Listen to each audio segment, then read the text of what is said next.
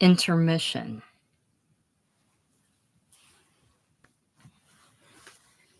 Act 3.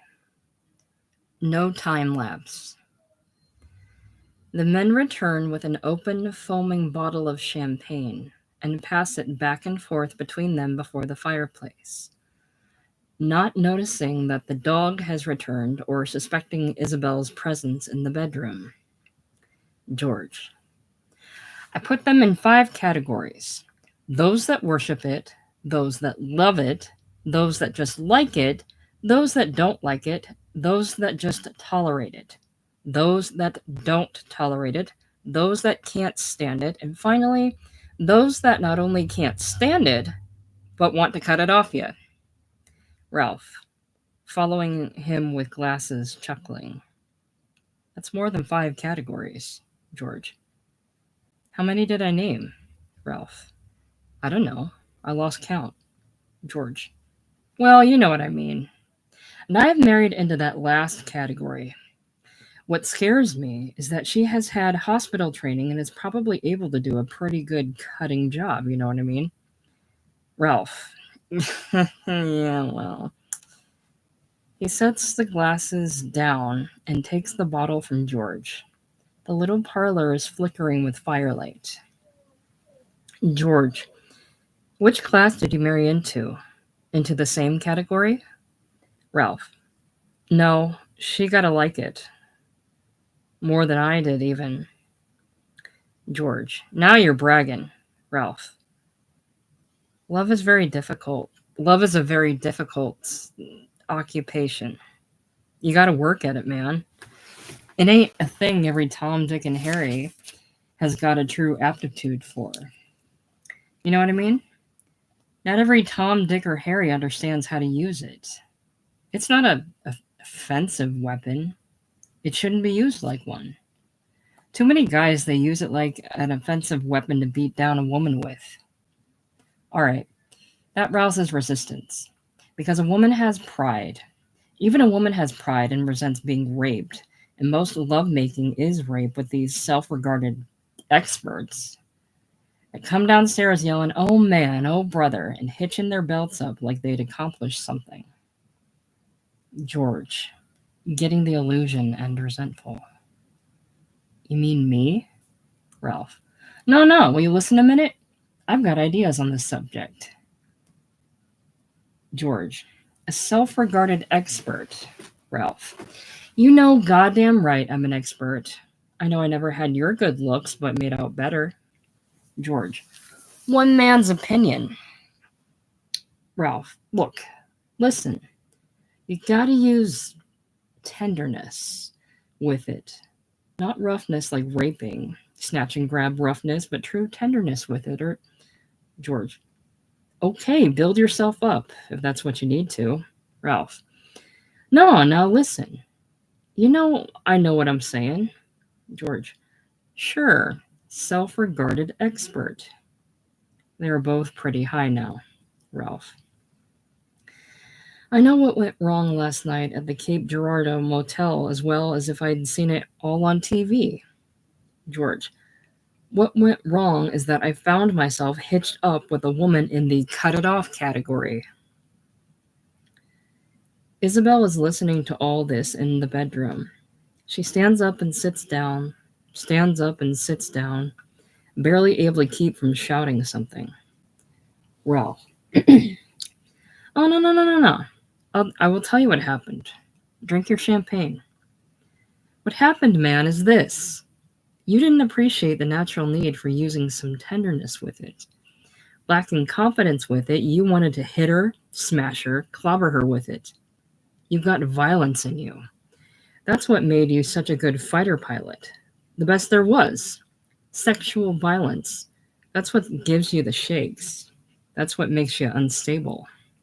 That's what made you just sit on the straw mats with the Tokyo dolls, drinking sake with them, teaching them English till it was time to come downstairs and holler, "Oh man, oh brother," like you had laid them to waste.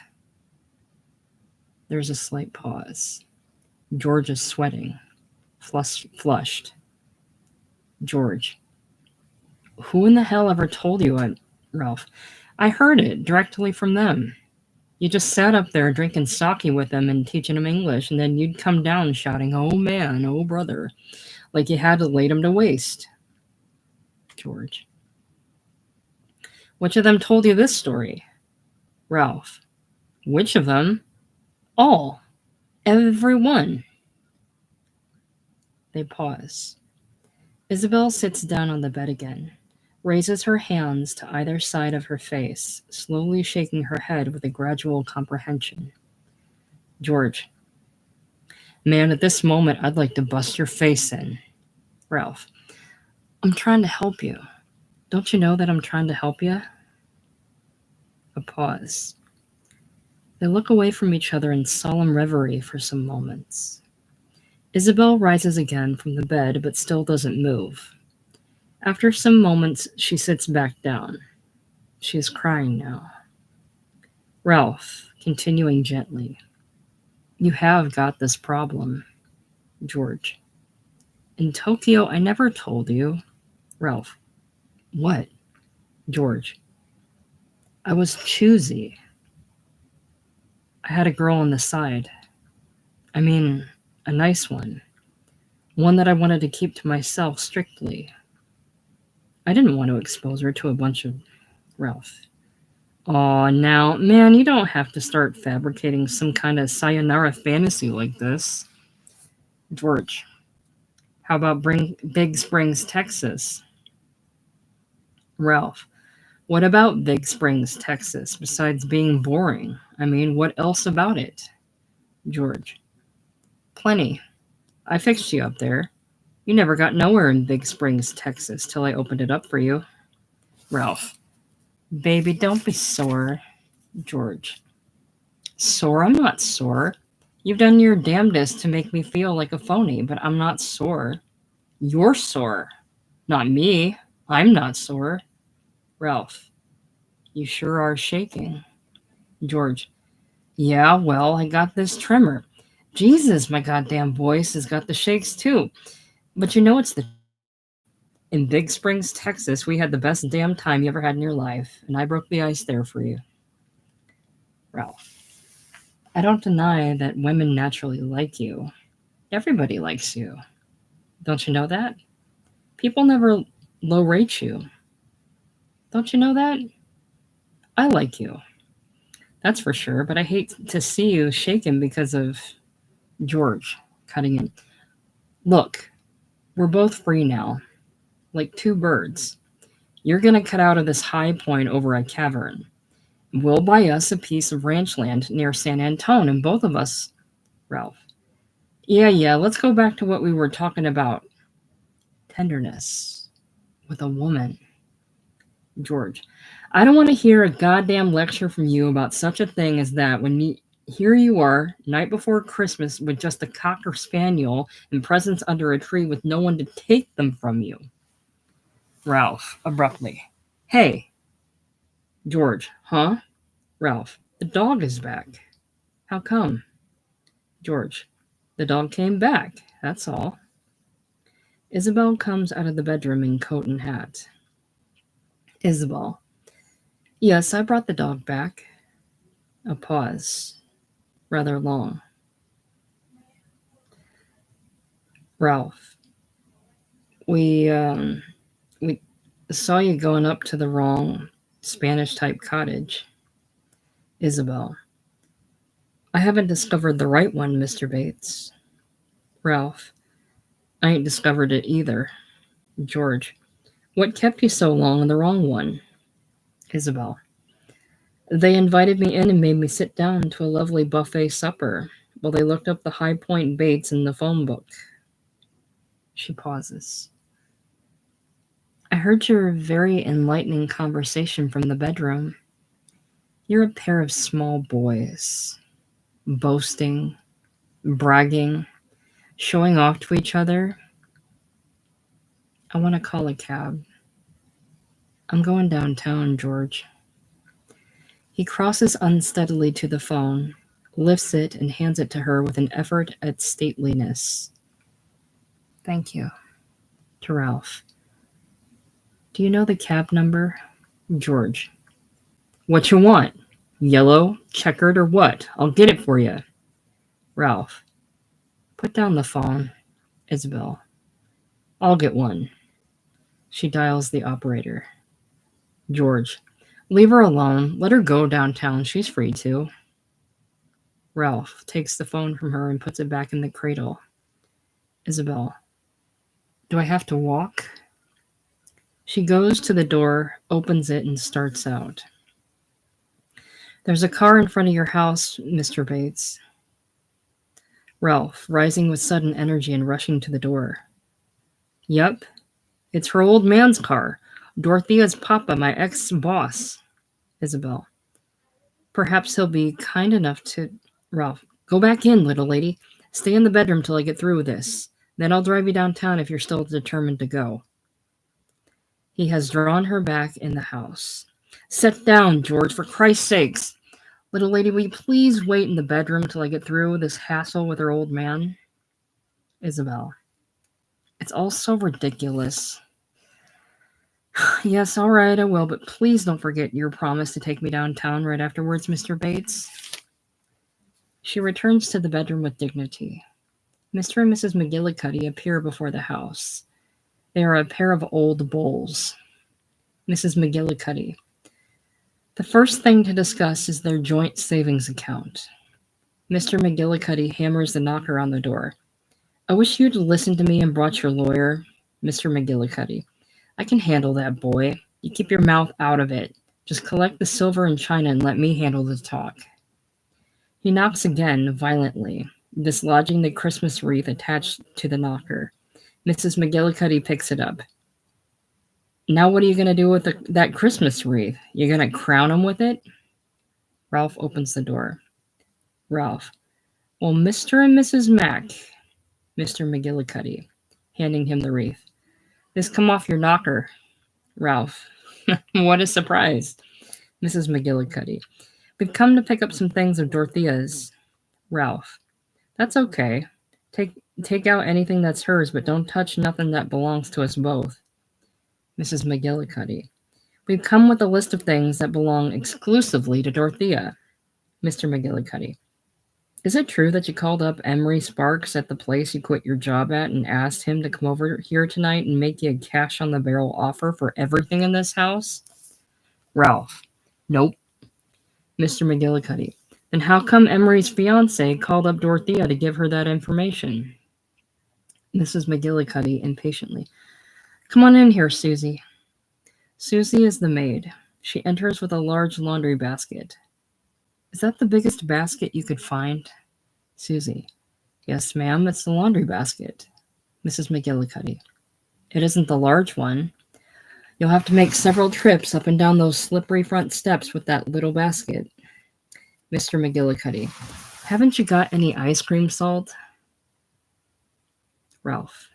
You want to make some ice cream? Mr. McGillicuddy. Susie, before you go down those steps with my daughter's china, you better collect some clinkers out of the furnace in the basement.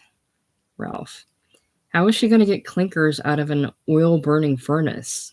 Mr. McGillicuddy. Oh, that's right. You burn oil. I forgot about that. Well, Susie, you better tote the basket of china down the terrace. Don't try to make the steps with it. Ralph.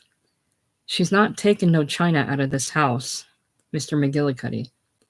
You're not going to sell a goddamn thing of my daughter's in this house. Ralph.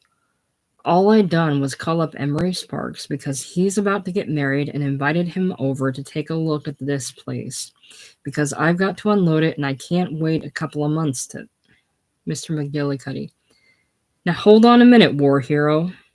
Ralph. I don't like the way you always call me war hero. Mr. McGillicuddy. Why? Ain't that what you were? George. You're goddamn right he was. I've flown over 70 bombing missions with this boy in Korea, and before that, in the... Mr. McGillicuddy. Yes. I know it backwards and forwards, and I know who you are. You're a Haverstick, ain't you? George. Yeah, you got my name right. Mr. McGillicuddy. Well, Haverstick, the war's over, and you two bombers are grounded.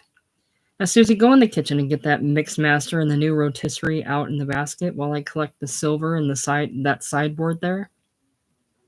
Ralph, Susie, don't go in my kitchen. You want to be arrested for trespassing, Susie? Mrs. McGillicuddy. Stuart, you'd better call that policeman in here. Ralph. No kidding. Mrs. McGillicuddy. We anticipated that you'd make trouble. Mr. Ralph. How does Dorothea feel about all this? How does Dorothea feel about you all doing this? Mr. McGillicuddy at the door. Officer, he's coming. Ralph. How does Dottie feel? What is her attitude toward this kind of... He is trembling. His voice chokes. George rises and puts a hand on Ralph's shoulder as a young police officer enters, looking embarrassed. Mr. McGillicuddy. You know the situation, Lieutenant. We have to remove my daughter's valuables from the house because we've been tipped off this man here, Ralph Bates, is intending to make a quick cash sale of everything in the house and skip out of Memphis tomorrow. Ralph, that's a goddamn lie. Who told you that? Mrs. McGillicuddy. Emery Sparks' fiancée is Dorothea's good friend. That's how we got the warning. She called to inquire if Dorothea was serious about this matter. How did Dottie feel? How did she feel? I'll tell you. Sick at her stomach. Violently sick at her stomach. Ralph. I should think so, goddammit. I should think so. She's got many a fault she got from you two, but hell, she'd never agree to a piece of cheapness like this any more than she believed that story about me calling. Mr. McGillicuddy. How could there be any possible doubt about it when Emery Sparks' fiancée? Ralph. Will you allow me to speak?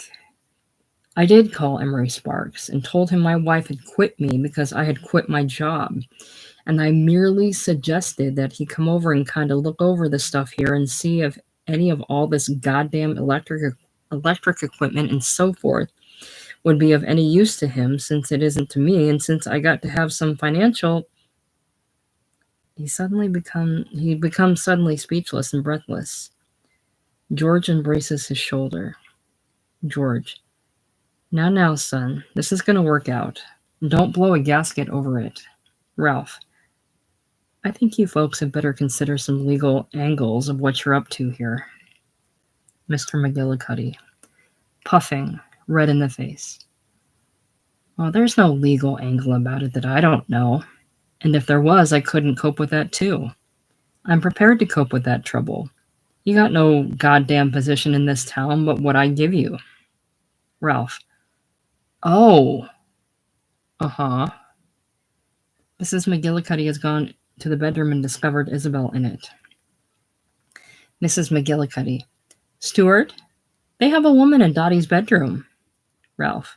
George's wife is in there. Mrs. McGillicuddy. How long have you been planning this?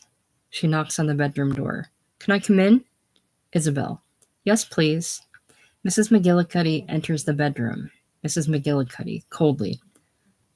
I've come to pick up some things that belong to my daughter. Isabel. I told my husband we'd dropped in at the wrong time. Mrs. McGillicuddy. May I ask who you are? Isabel. I'm Mrs. George Haverstick. You probably saw my husband in the front room. Mrs. McGillicuddy. Your husband's an old friend of Ralph's, one of his wartime buddies? Isabel. Yes, he is, Mrs. I didn't get your name. Mrs. McGillicuddy. All I can say is watch out if he's an old friend of Ralph's. Isabel. Why? Mrs. McGillicuddy. Birds of a feather, that's all. Mrs. McGillicuddy opens the closet and starts piling clothes on the bed. In the living room, Mr. McGillicuddy takes a seat in silence. Isabel. Are you sure you're doing the right thing? Mrs. McGillicuddy, calling out the door. Susie! Susie entering. Yes, ma'am? Mrs. McGillicuddy. Take these clothes of Miss Dottie's out to the car. Susie carries out the clothes. Isabel. I think young people should be given a chance to work things out by themselves. Mrs. McGillicuddy. You have no idea at all of the situation. And I'm sure you have your own problems if you have married a friend of my daughter's husband.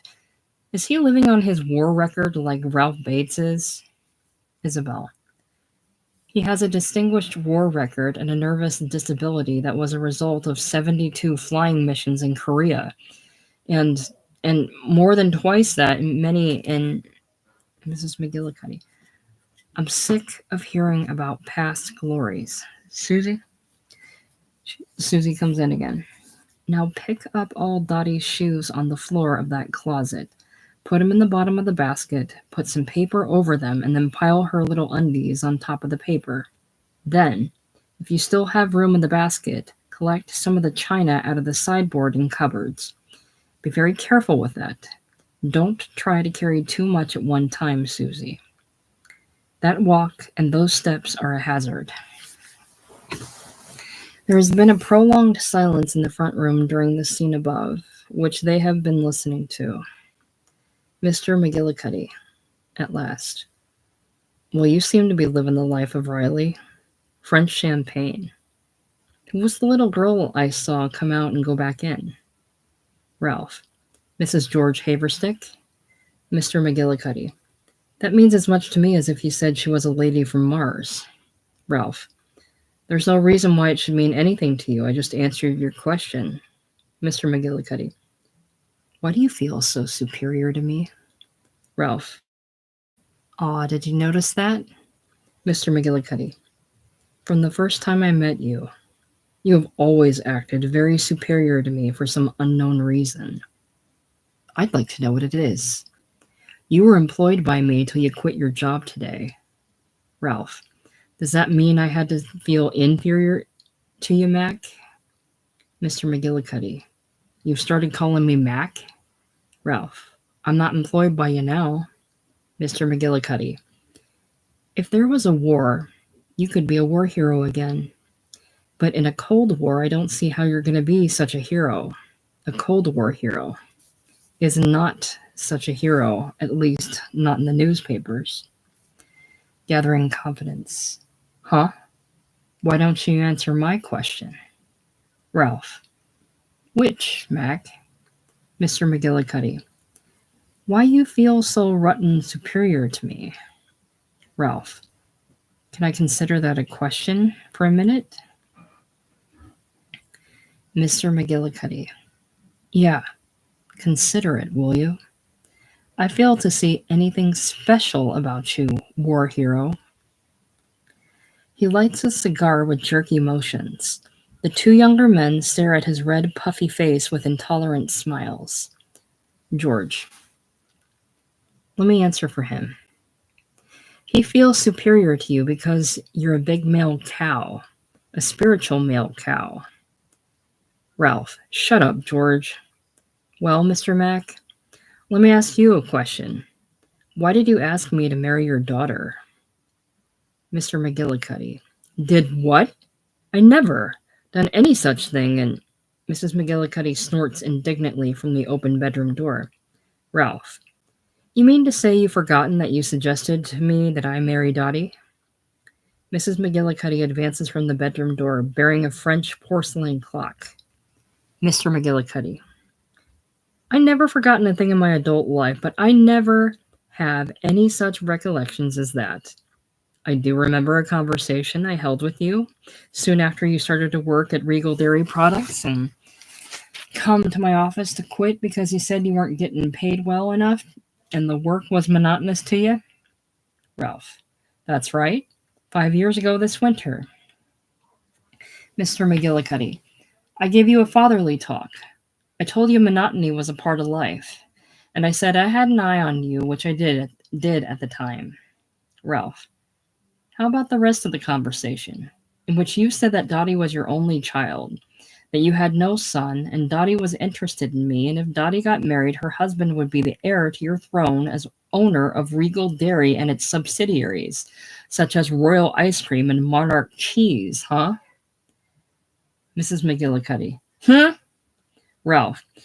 And you hadn't longed for this world because of acute diabetes and so forth, and Mrs. McGillicuddy. Huh? Ralph. and I would be shot right into your shoes when you departed this world. Well, you sure in hell lingered. Mrs. McGillicuddy. Are you going to stand there listening to this, Stuart? I'm not. Mr. McGillicuddy. Be still, Mama. I can talk for myself. I did discuss these things with you, but how did you arrive at the idea I asked you to marry my daughter? Mrs. McGillicuddy. Huh? George goes to look out the window as if the scene had ceased to amuse him. Ralph. What other way could it be interpreted, Mac? He is no longer angry. Mr. McGillicuddy. I offered you a splendid chance in the world which you spit on by your disrespect. You're superior, Ralph. I respect Dorothea. Always did, and still do. Mr. McGillicuddy, I'm talking about your attitude to me. Ralph, I know you are. That's all that you care about, not about Dorothea. You don't love Dottie. She let you down by having psychological problems that you brought on her, that you and Mrs. Mack gave her by pushing her socially past her social endowments. Mrs. McGillicuddy, what do you mean by that? Ralph, Dottie was never cut out to boost your social position in this city, but you expected her to. You made her feel inferior all her life. Mrs. McGillicuddy, me? Me? Ralph, both of you. I respected her, though, and sincerely liked her, and I married Dottie. Give me credit for that and provided her with an offspring. Maybe not much of an offspring, but an offspring. A male one. At least it started a male one. I can't help it if she's turning him into a sissy. Mrs. McGillicuddy. My God, Stuart, how long are you going to stand there and listen to this without... Mr. McGillicuddy. Mama, I told you to keep your mouth out of this. Ralph. Yeah, but I married your baby. Give me credit for that. And provided her with an offspring. Mrs. McGillicuddy. What does he mean by that? That he had the baby, not Dottie? Mr. McGillicuddy. Mama, I told you to keep your mouth out of this. Mrs. McGillicuddy. He talks like he thought he did Dottie a favor. Ralph. Now listen. I don't want to be forced into saying unkind things about Dottie, but you all know damn well that Dottie was half a year older than me when I married that girl, and if I hadn't, you would have been stuck with a lonely, unmarried daughter for the rest of your lives. Mrs. McGillicuddy. Oh my God. Mr. McGillicuddy. Let him talk. I want to hear all he has to say about Dottie. Ralph. You're gonna hear it if you stay in my house.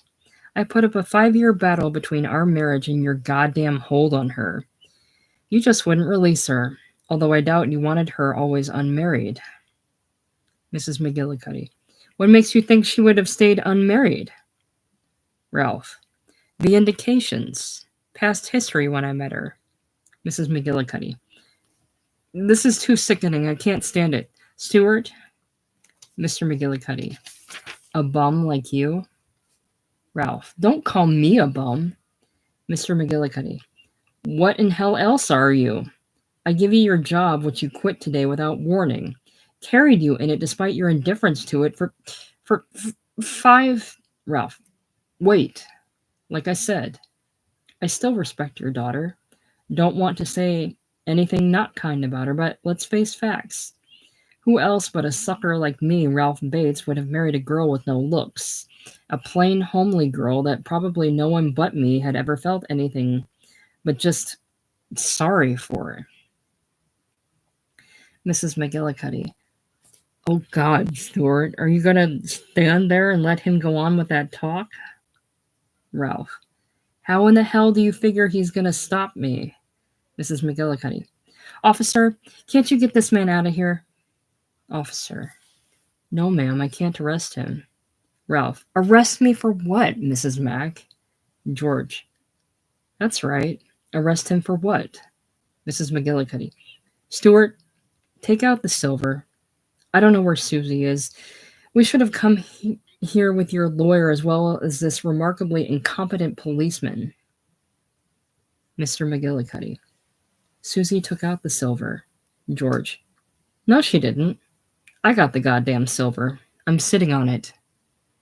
He sits on silver, then rises and stuffs it under sofa pillow, having been discomfited by the forks.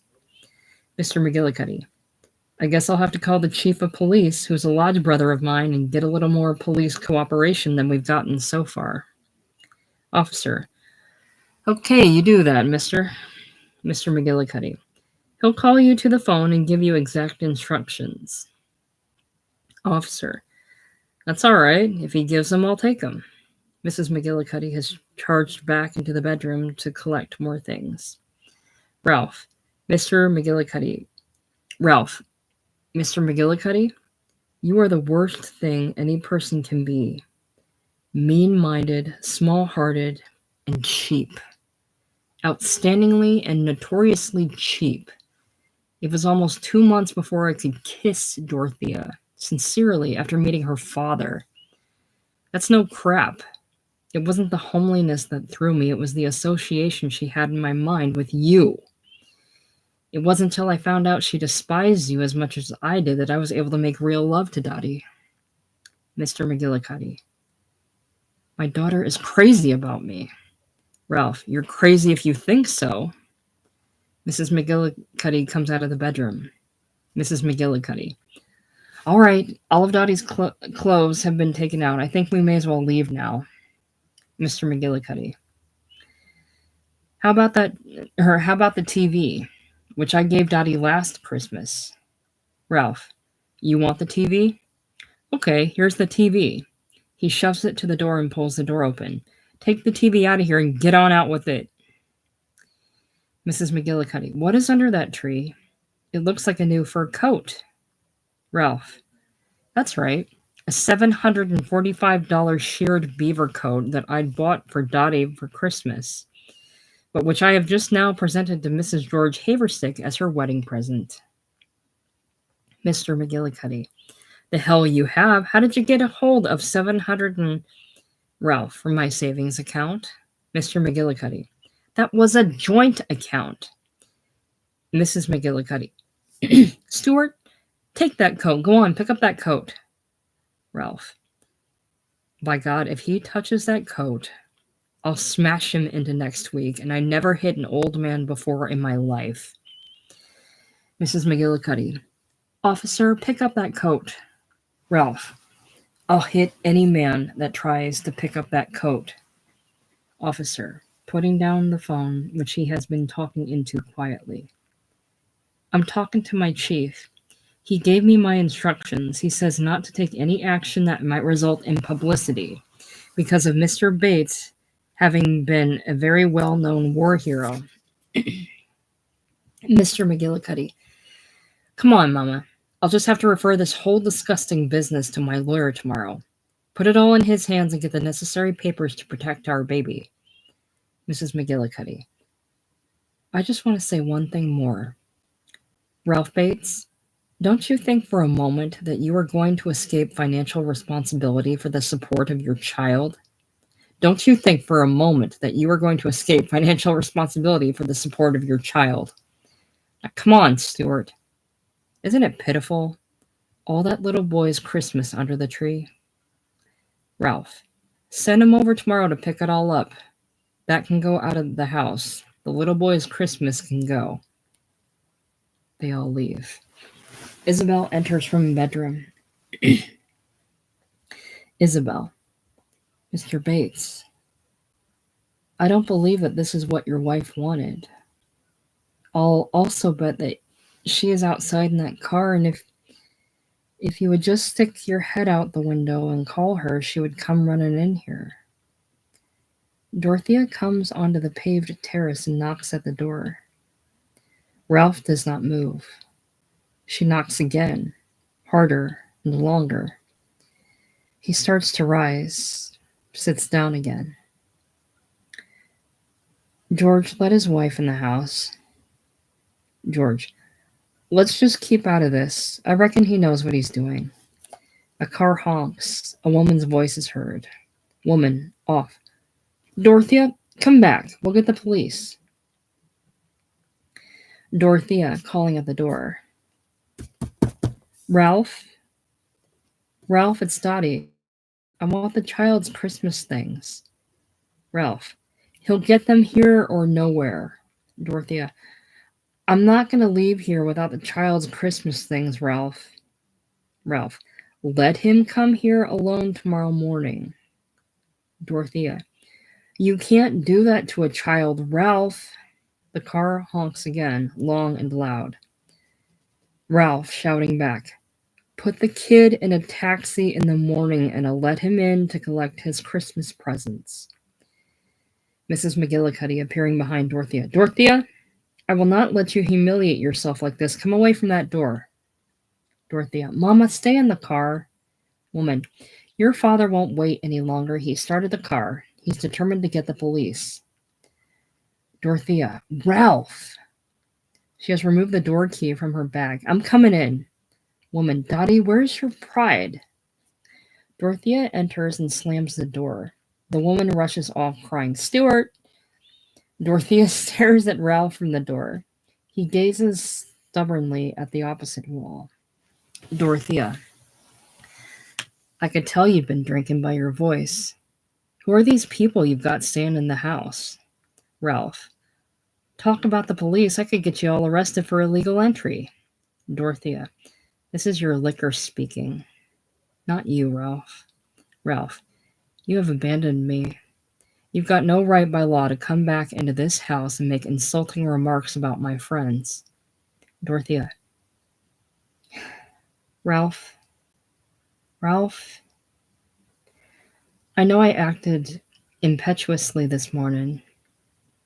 Ralph. No, I think you made the correct decision. You realized that you had tied yourself down to a square peg in a round hole that had now popped out of the hole and consequently would be of no further use to you. You were perfectly satisfied for me to remain at that rotten little desk job, tyrannized over by inferior men for as long as my heart kept beating. Dorothea. No, Ralph, I wasn't. My aim for you was your aim. Independence. A business of your own. Ralph. Not when you were faced with it. Dorothea. You sprung it on me at the wrong moment, Ralph. Our savings account is at a very low ebb. Ralph. Our savings account is all gone, little woman.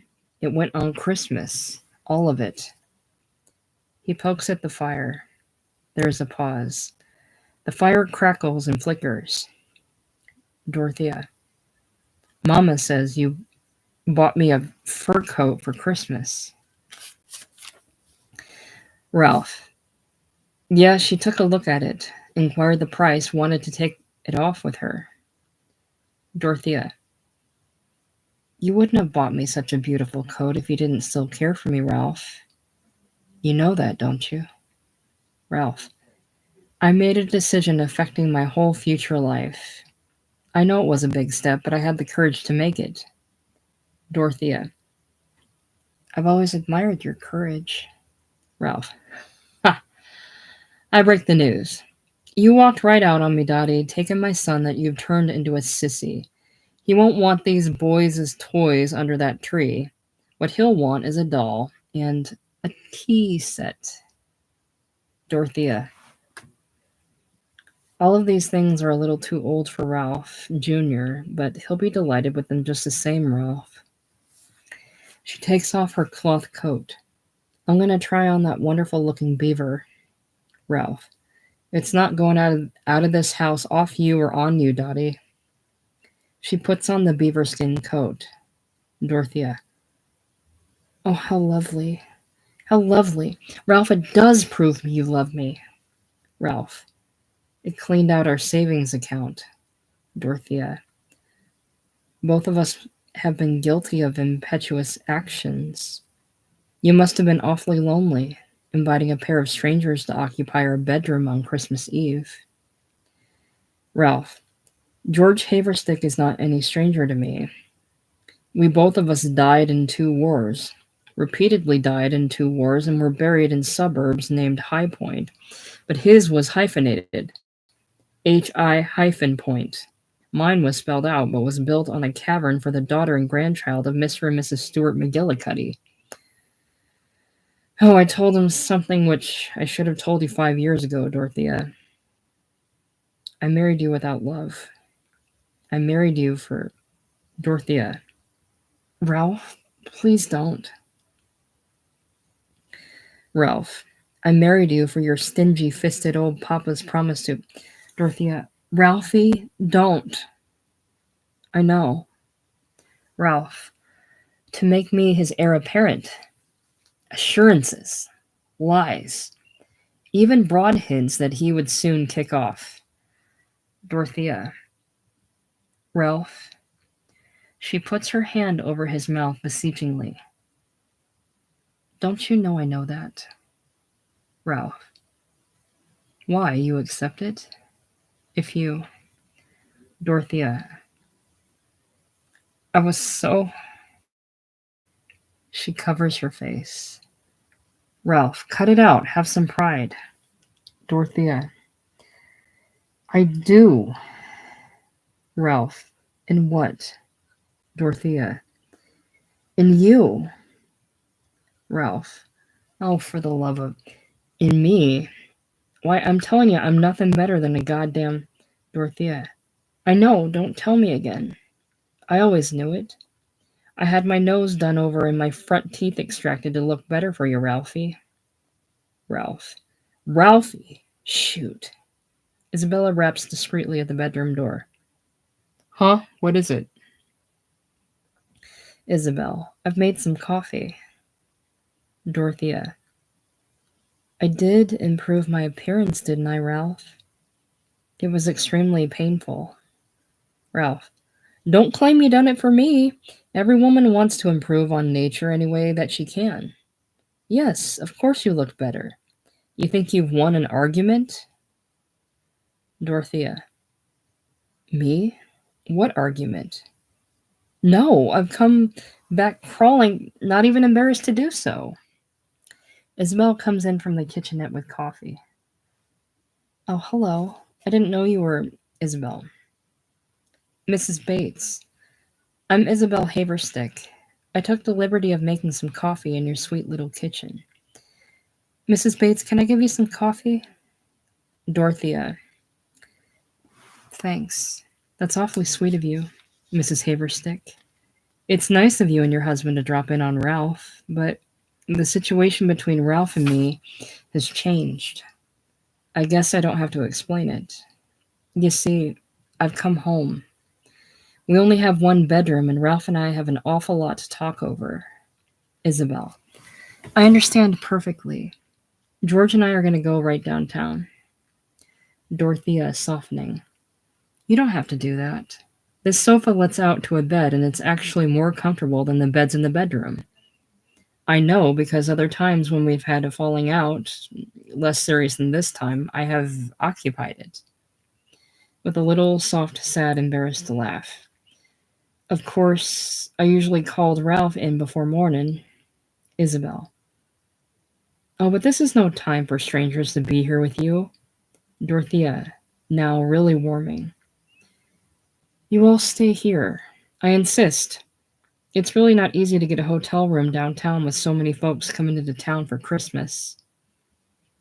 Isabel. Well, if you're sure, if you're absolutely certain our presence wouldn't be inconvenient at all. I do love this room. The fire is still burning bright, and the Christmas tree is so pretty. Dorothea. I'll tell my mother and father.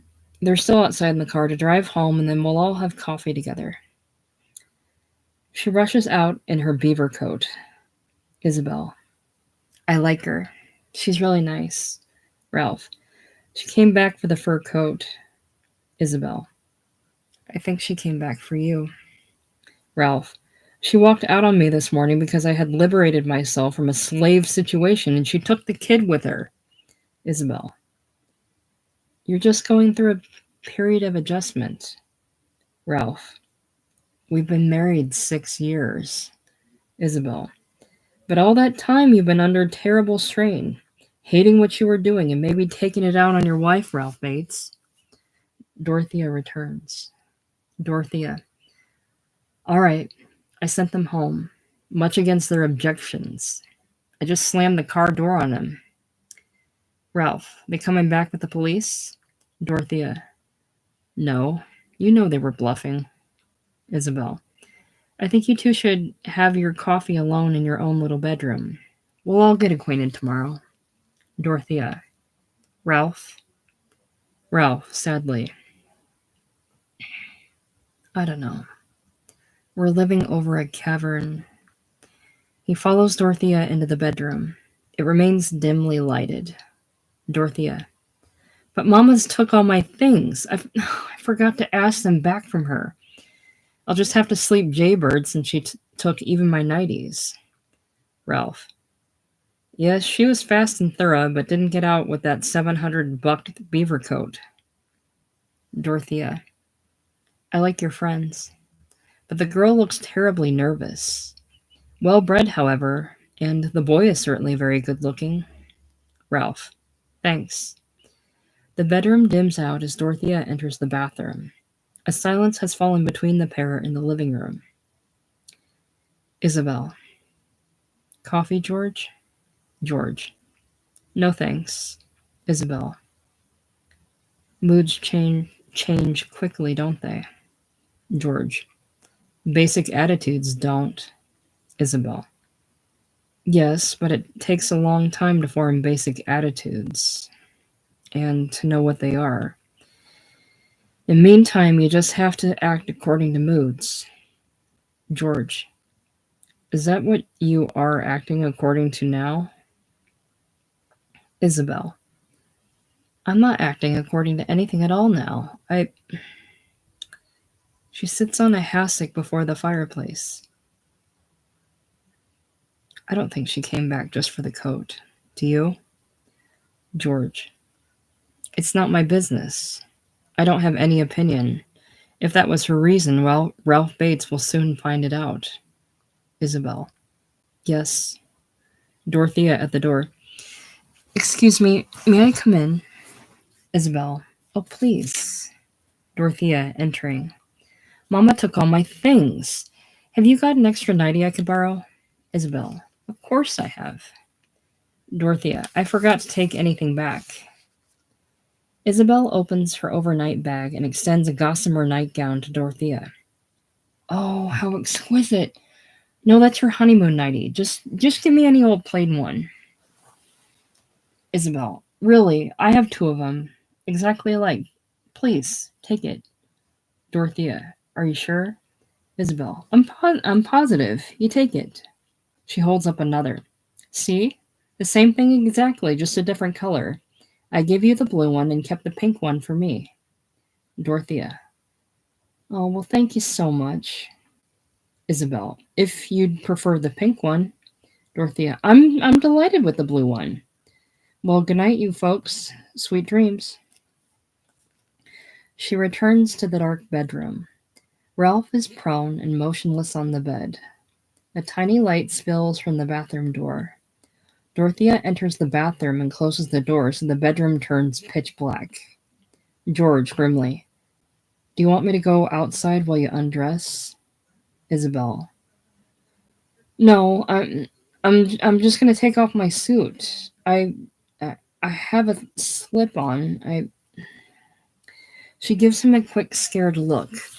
The removal of her suit is almost panically self-conscious and awkward. George. Well, Ralph and I have decided to... Isabel. Fearfully. What? George finishes his drink, then goes on. Ralph and I have decided to go in the cattle business near San Antone. Isabel. Who's going to finance it? She has turned out the lamp. George. We think we can work it out. We have to be smart and lucky. Just smart and lucky.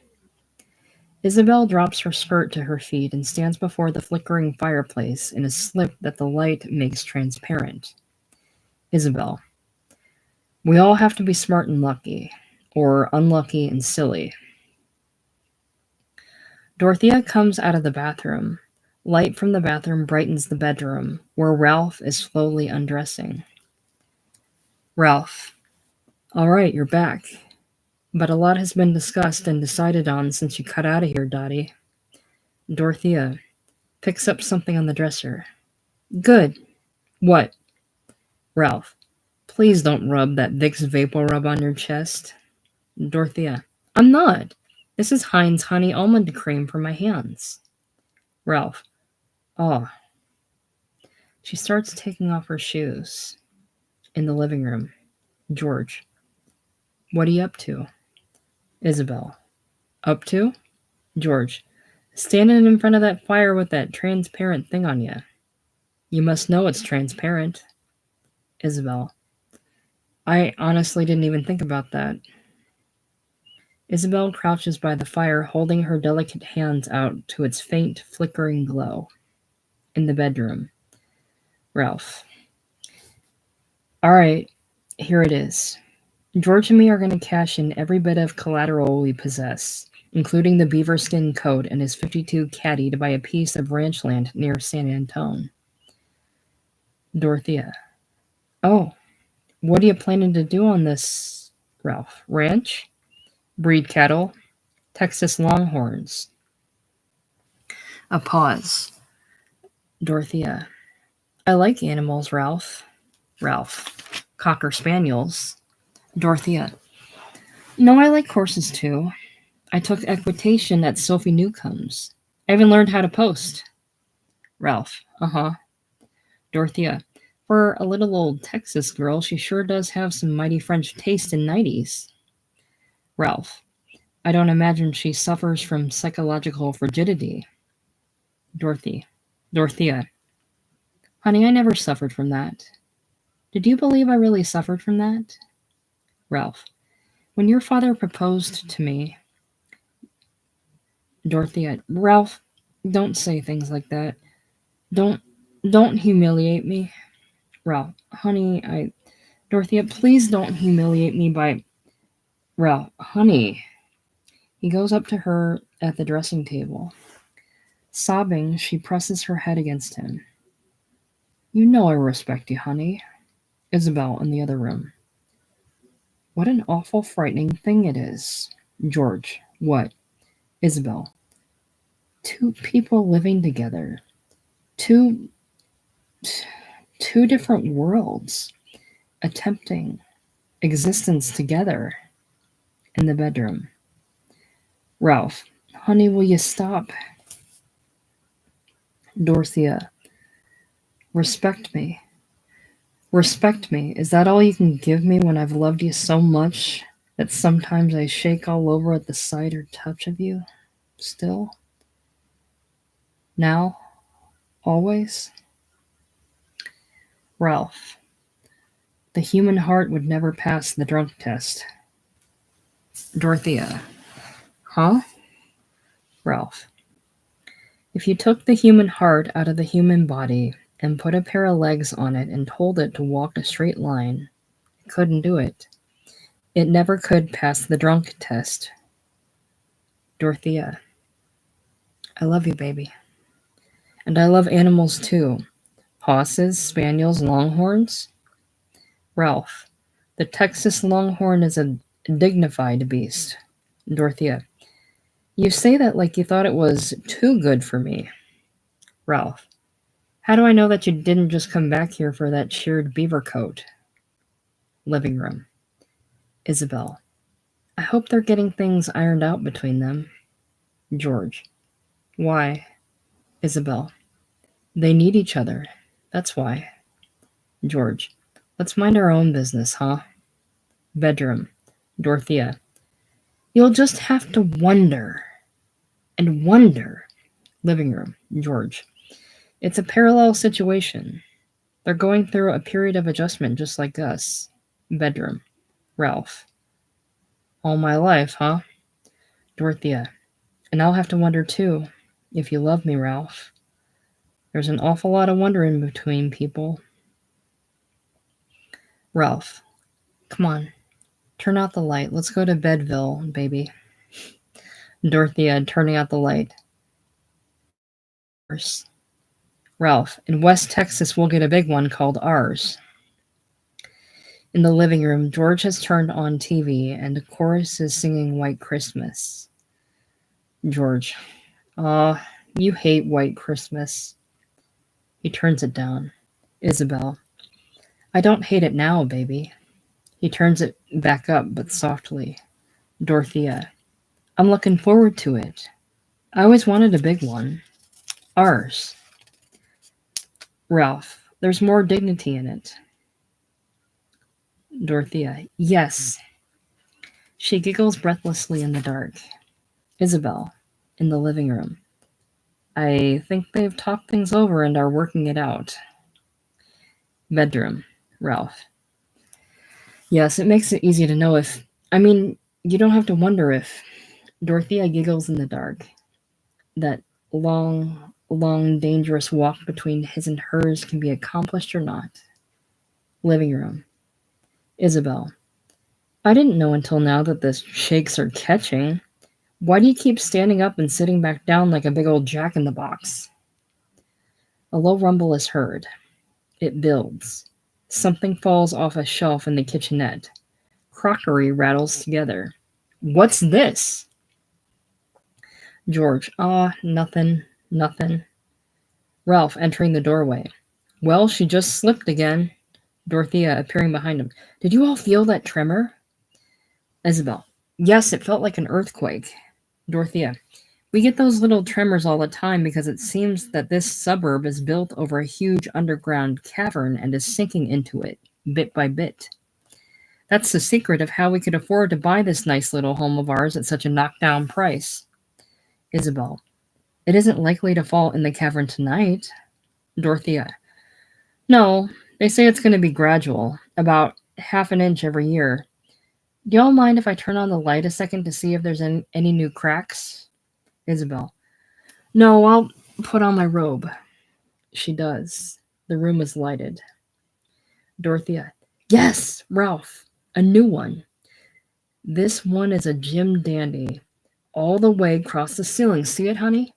All the way across the ceiling. Well, a pause. We will leave you alone now. I still feel badly about you having to sleep on that folding contraption. Ralph, anything I can do? Anything I can... Dorothy. Ralph, leave him alone. Merry Christmas. She shuts the door. Pause. Isabel stands before fireplace in the fourth wall. Pause. George. Isabel? Little bit? Marriage is a big step for a man to take, especially when he's nervous. I'm pretty nervous. Isabel. I know. George. For a man with the shakes especially, it's a big step to take. It's... Isabel. I know what you're trying to tell me. George. Taking a seat on high stool near fire. Do you, honey? He looks up at her quickly, then down. Isabel. Of course I do. I expect all men are a little bit nervous about the same thing. George. What? Isabel. About how they'll be at lovemaking? George. Yeah, well, they don't have the shakes. Not all the others have got a nervous tremor like I've got. Isabel. Inside or outside, they've all got a nervous tremor of some kind, sweetheart. The world is a big hospital, and I am a nurse in it, George. The world's a big hospital. A big neurological ward, and I'm a student nurse in it. I guess that's still my job. I love this fire. It feels so good on my skin through this little pink slip. I'm glad she left me the pink nightie tonight. George, huskily. Yeah, I'm glad she did too. Isabel retires to slip into her nightgown. I wish I had that little electric buzzer I had at Barnes. Isabel, you don't need a buzzer. I'm not way down at the end of the corridor, baby. If you call me, I'll hear you. She returns and hugs her knees, sitting before the fireplace. He rests his head on his cupped hands. She begins to sing softly. Now the boat goes round the bend. Goodbye, my lover, goodbye. It's loaded down with boys and men. Goodbye, my lover, goodbye. Ralph in the dark other room. She's singing. Pause. Dorothea. Papa said you told him that I was homely. Did you say that, Ralph? That I was homely? Ralph. Dottie, you used to be homely, but you improved in appearance. Dorothea. You never told me you thought I was homely, Ralph. Ralph.